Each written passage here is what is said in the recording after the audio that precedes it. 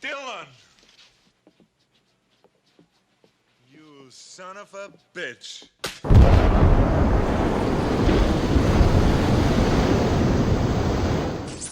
Hello there. What's going on? Welcome back to the channel today, guys, with another 4K review. It's your boy Ellie Moses, and yesterday on the Flicks and Bricks live stream, we had a couple members join us, and at the end of it, we sort of diverted away from Flicks and Bricks, and we started discussing 4K reviews you guys want me to see aside from doing the Flicks and Bricks series. And Vasi, fellow subscriber of the channel, thank you, Vasi, mentioned review Predator on 4K, and Rob Fellows actually chimed in and said yes, that would be fantastic. So rewatched it last night. We'll be reviewing Predator on 4K today. And listen, I've said everything about this film to my friends. I've discussed it with my first video on the channel, Mr. H. We did a podcast where we talked about the Predator franchise. Listen, I've said that all can be said about this film. I've written a review online for it. Basically, 80s testosterone, macho man, triple bicep action, feminist destroying, started deforestation with that freaking mowing down the forest scene. This film has everything in it. It's got the one-liners, it's got the freaking roid munching lead characters, and it's just the most macho manly movie you'll ever see, and it's a shame they don't make it like that anymore. And man, it's just the epitome of 80s action films, and I've said it before, and the way this film is able to completely do a 180 U-turn from just a normal soldier's operation and mission to a complete extraterrestrial warrior hunter 101, taking out man by man each time. And I love this film. John McTiernan's direction is fantastic. Alan Silvestri's score is pulsating. Like, I've said what can be said about Predator. I love Predator. It's one of my favorite films of all time. And yeah, today we'll be reviewing the 4K. And I remember owning the DVD and then purchasing the Blu-ray, and the Blu-ray was a massive upgrade from the DVD, and I found that fantastic, especially for an old film like Predator. It's great to finally see it in better quality, as films, tend to get older. Obviously they don't age as well, but with obviously new technology, we get to scan new versions of the film and sometimes improve on it, and sometimes the transfers aren't as good, and that's what I've heard, for instance, from Terminator 2 Judgment Day. So yeah, with the Predator 4K transfer, guys, so basically 20th Century Fox gave Predator 1 and Predator 2 brand new 4K scans. So with the brand new 4K scans, you get the 1 to 85 to 1 aspect ratio, so 16 to 9 on your TV, so you get the widescreen, so you get no black bars with the Predator 4K transfer, which is already a big plus. I enjoy that. I find it a more cinematic experience without the black bars.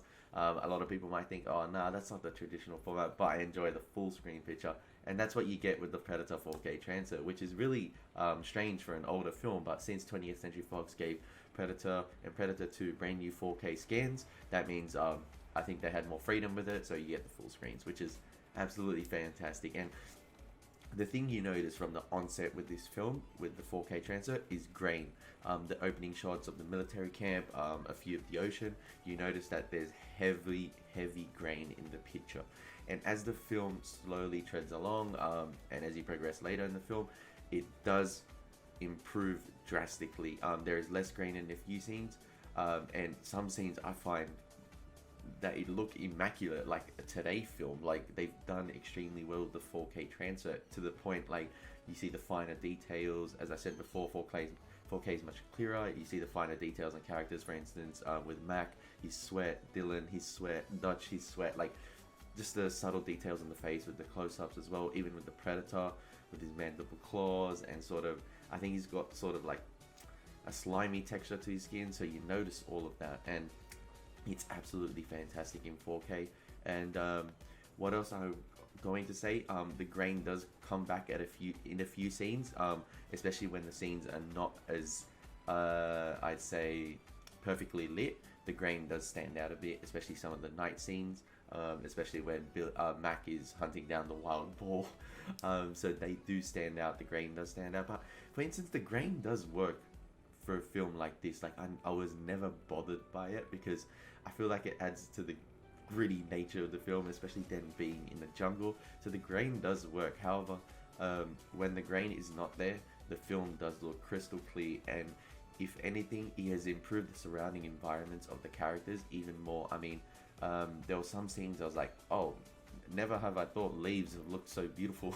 Like even the subtle nuances of the backgrounds and the jungle, such like the leaves and trees, they stand out. They've been touched up with color. They definitely look more clearer and vibrant.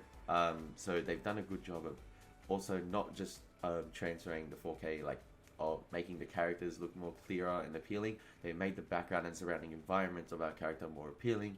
I know in the first couple scenes, it's hard to notice, like when they're Dylan, you son of a bitch. But sorry for swearing. I usually don't swear, but that's just iconic one-liner. Come on, man. That handshake ended feminism. Come on, like I'm joking. Relax.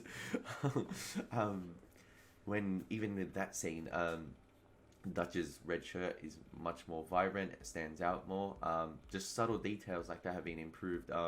So that's what I've been noticing. Even some of the Predator's infrared vision, the color has definitely been touched up and looks more vibrant. So in all, it is a fantastic 4K transfer for an awesome film. And especially when you're transferring a film that was made in 1987. I don't want to get that wrong.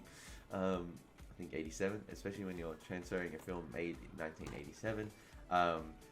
Till today, you're never gonna get that full 4K quality, because obviously it would have been finished on a 2K format, I think. So you never get that full pristine 4K quality, but they have done a fantastic job for a film of that era, and it does stand out really well. I mean, even as I said before, the scenes that are extremely grainy, it just adds to that gritty nature of the film, sort of like Commando, Black Ops in the jungle. It's uncomfortable and it's fantastic. And yeah, this is not a review of the Predator film.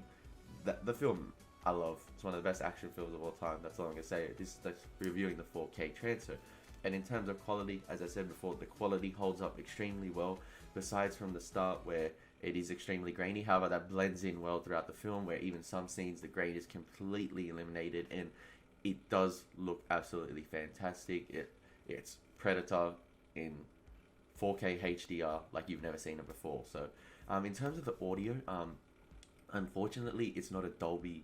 They didn't, when transfer it, like when bringing the 4K, new 4K skins, they didn't upgrade the audio. So the audio is not Dolby Atmos surround sound or whatever, which I think is extremely sad, because it would have benefited from a Dolby Atmos surround sound, especially with all the action sequences, especially the attack on the base, where you just got all guns blazing, and then especially the deforestation scene.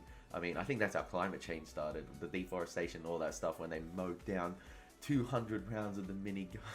Everyone was just blasting Hail Mary. It was just like, that would have been awesome surround sound, and especially I think the crackling of the Predator mandible claws would be fantastic, and just surround sound, it would just created a real immersive environment. But unfortunately, we have the DTS master audio, which is fine. However, at points the mixing does listen, I'm going to be honest, I can laud this film forever, but the mixing at points is a bit inconsistent, where you have the gunshots are extremely loud, and then the character dialogue is a bit softer, so I found myself turning up and down at points. So yeah, I think the audio could have been better on the transfer. But in terms of a picture quality, guys, the Predator 4K transfer is really amazing. And yeah, this film has a lot of trivia if you don't know from the past. Like, I'll just say one now. The person, Peter Cullen, who voices Optimus Prime in the Transformers cartoon series and the Transformers live action series with Michael Bay, he actually did the crackling noise of the Predator, and that's actually on YouTube. It's actually really amazing to watch. And yeah, there's a lot going on for Predator behind the scenes, and it's a shame that the series has come to what it is now. But yeah, in terms of the Predator 4K transfer, guys, I just thought I'd give a little bit quick trivia now. I'm going to give the Predator 4K transfer, guys, the rank of Jedi Master. Yep, that is a pretty high ranking, but when you take it into context as an 80s film and transferring to 4K for today, especially bringing the new 4K scan in and seeing Predator on a widescreen format, it's absolutely fantastic, guys. It's one of the best movies of all time. They've done justice with the 4K transfer to what truly is a classic film. So hopefully you guys enjoy that. As always, it's been your boy Ellie Moses. Please recommend more 4K transfers. If you like the video, please subscribe. If not, all good, man. Thank you for watching. But yeah, as always, take care and peace.